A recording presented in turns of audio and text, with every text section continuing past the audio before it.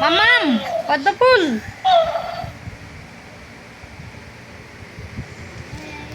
একটা সময় এই ভিডিও দেখলে মনে পড়বে যে আজকের সময়টা আমার কাছে কতটা দামি ছিল। এখান থেকে 10 বছর পরে যখন এই ভিডিওটা আমি দেখব, তখন আমার এই সময়টার কথা আবার মনে করিয়ে দেবে।